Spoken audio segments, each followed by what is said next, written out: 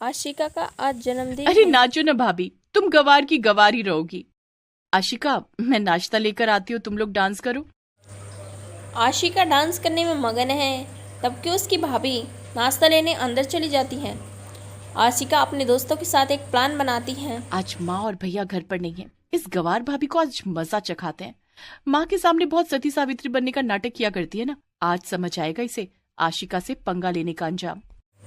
आशिका ढेर सारा केक नीचे ज़मीन पर गिरा देती है। तभी उसकी भाभी नाश्ता लेकर आती है तो उसमें फिसल कर वो गिर जाती है और सारा नाश्ता बिखर जाता है। ये क्या किया भाभी, आंखों में मोतियाबिंद हो गया है क्या? आशिका, ये केक जमीन पर किसने डाला? इसी से फिसल कर गिरी हूं मैं। नाश्ता भी गिरा दिया, अब मेरी दोस्त बिना कुछ खाए जाएंगी लगता है। नहीं नहीं, मेहमान भूखे नहीं जाने चाहिए। तो यहाँ ज्ञान क्यों झाड़ रही हो भाभी? जाओ जल्दी से नया नाश्ता बनाकर लाओ और उससे पहले ये सब साफ कर दो। सरोजनी सुबह नाश्ता बनाकर तैयार करती हैं और एक दिन सुबह सुबह आशिका के दोस्त का फ़ोन मैंने आता तुम्हें है। कितनी बार मना किया है कि मेरे पास फोन मत किया करो, रखो फोन।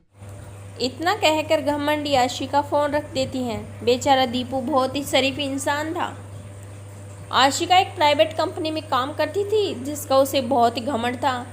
जब वो शाम को आती हैं तो उसकी भाभी टीवी देखती हुई मिलती हैं। वो भाभी, कहती हैं, तुम्हारे पास दिन भर कोई काम धंधा तो रहता नहीं है, दिन भर टीवी देखा करती हो। बिजली का बिल आपके पिताजी देंगे। देखो आशिका, मुझे जो कहना है कह लो, मेरे पिताजी को कुछ मत कहना।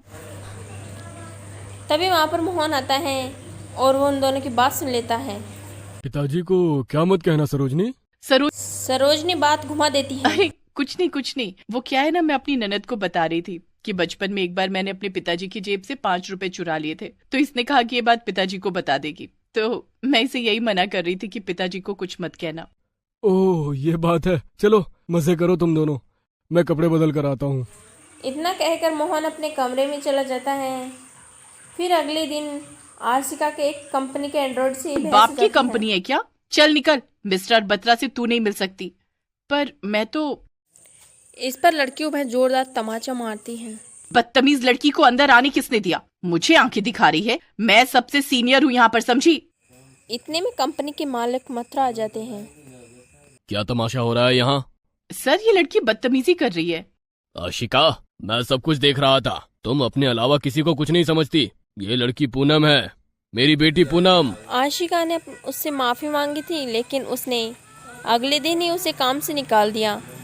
फिर वह अपने घर जा रही थी तभी उसे एक लग्जरी कार से निकलता हुआ लड़का दिखाई दिया। उसने सोचा। ये तो देव है। आशिका अपनी स्कूटी देव की कार के पास रोकती है। आशिका तुम? हाँ मैं। अब तो मैंने तुम्हें फोन करना भी बंद कर दिया है, अब क्या शिकायत है? ये कार तुम्हारी है देव? तुम करते क्या हो? क्यों, आज से पहले तो कभी नहीं पूछा। अरे मैंने सोचा कोई सड़क छाप फोन करता रहता है। सड़क छाप को प्यार करने का हक नहीं है क्या? इतने में आशिका रोने का नाटक करती है और परिवार की समस्या बताती है। तो शादी के बाद मुझसे बात ही नहीं करते, घर वाले सारा काम मुझसे ही करवाते हैं, सब मुझे बोझ समझते हैं। लड़की हूँ ना, इसी वजह से काम ढूंढने गई थी पर मिला ही नहीं। देव उसकी बात मान लेता है और उसे अपनी ऑनलाइन कंपनी में काम दे देता है। कितनी होगी? अब कितनी होनी चाहिए? कम से कम 30,000 तो होनी चाहिए। ठीक है, कल मैं तुम्हें मेल कर दूंगा, तुम एक फॉर्म फिलअप कर देना। इतना कहकर देव वहाँ से चला जाता है। फिर अगले दिन आशिका के फ़ोन पर पेमेंट आता है और वो बहुत खुश होती है। सबको बताती पिताजी है। भैया, कल जहाँ मैं इंटरव्यू देने गई थी ना, वहाँ मेरी नौकरी पक्की हो गई है।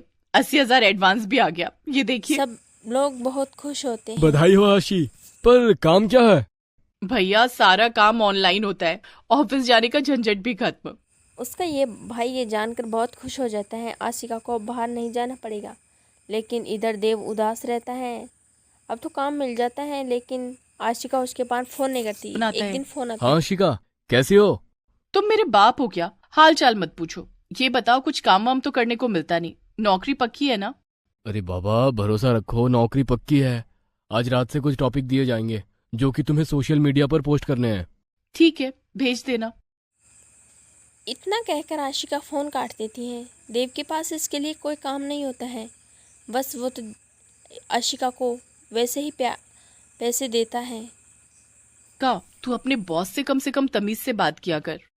अरे वो एक नंबर का बेवकूफ है, मुझ पर मरता है वो। मैं जो कहूंगी वो करेगा वो। चल क्लब चलते हैं। आशिका के पास बहुत सारे पैसे हो गए थे तो वो क्लबों में जाने लगी और लड़कों के साथ डांस करने लगी, दारू पीती और ताशों में कुछ पैसे लगाती।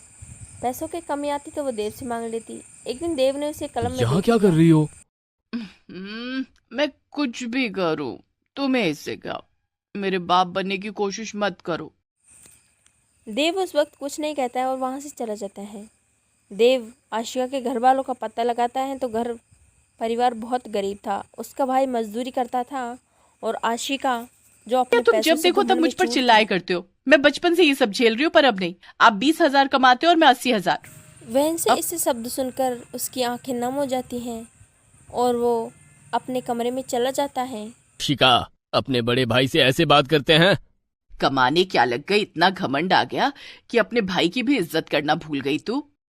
आप दोनों तो कुछ ना ही बोलो तो ही अच्छा है। अब मैं किसी के दबाव में नहीं रहने वाली। खुद कमाती हूँ, खुद खाती इतना हूँ। कहकर आशिका अपने कमरे में चली जाती है।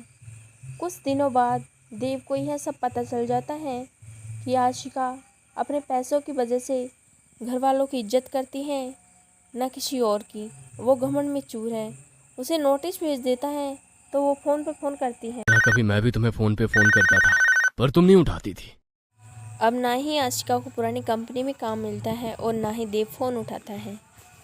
उसके दोस्त सहेलियाँ कोई फ़ोन नहीं उठाती हैं। खुद को कहीं की महारानी समझने लगी थी। भगवान जो करते सही करते। फिर से आशिका अपने परिवार पर निर्भर हो जाती है और वो बीमार पड़ जाती है। तुरंत ओ पॉजिटिव ब्लड का इंतजाम करना पड़ेगा वरना खतरा हो सकता है। सरोजनी बिना सोचे समझे उसे ब्लड दे देती है। जब वो ठीक होकर घर आती हैं तो सबसे माफ़ी मांगती हैं। जब तक मेरे पास पैसा था तब तक सारे दोस्त मेरे आगे पीछे घूमते थे, पर जैसे ही नौकरी गई सब चले गए। उसके माता पिता ज़्यादा रिस्क नहीं ले चाहते हैं, इसलिए उसकी शादी तय कर देते अभी ये हैं। बीमार है, नौकरी भी नहीं है, इसीलिए प्यार से बात कर रही है। ये पैसा आते ही फिर से घमंड आ जाएगा। आपने बिल्कुल सही कहा। उस लड़के ने जैसा कहा है वैसा वैसा हमें करते जाना है, तभी आशिका अगली सुधरेगी। सुबह लड़के वाले आ जाते हैं। आशिका उन्हें देखकर चौंक जाती है कि वो तो देव हैं। फिर उनकी शादी तय हो जाती है और फिर मुझे नौकरी से क्यों निकाला? अपनी जिंदगी में लाने के लिए। आशिका शादी करके अमीर घर में चली जाती है। फिर आशिका की ननद और भी ज़्यादा घमंडी थी। उसके पास पर्सनल कार थी। एक दिन देव अमेरिका चला गया था। उसकी माँ जी और ननद किटी पार्टी कर रही थी, तभी उनको भाभी बुलाया। बाहर आओ, किटी पार्टी एंजॉय करो, हमारे मेहमानों से मिलो। आशिका बाहर आती है और सबसे मिलती है। नीतू, सुना है तेरे बेटे ने किसी गरीब लड़की से शादी कर ली। हाँ रानू, पर धीरे धीरे ये भी अमीर बन ही जाएगी। यार रितु, तूने अपनी भाभी को गवारों वाले कपड़े क्यों पहना रखे हैं? ढंग के कपड़े पहना, किटी पार्टी के वीडियोस बनेंगे, तेरी भाभी भद्दी लगेंगी। मैं आप लोगों के लिए नाश्ता लेकर आती हूँ। हाँ बहू, जा लेकर आ। थोड़ी देर में आशिका नाश्ता लेकर आती है, तभी वहाँ एक केक पड़ा होता है और वो फिसल कर गिर जाती है। फिर माफ करना भाभी, अब तुम्हें ये सब साफ करना पड़ेगा। पहले बताना चाहिए था कि आपको कम दिखता है, चश्मा बनवा देते।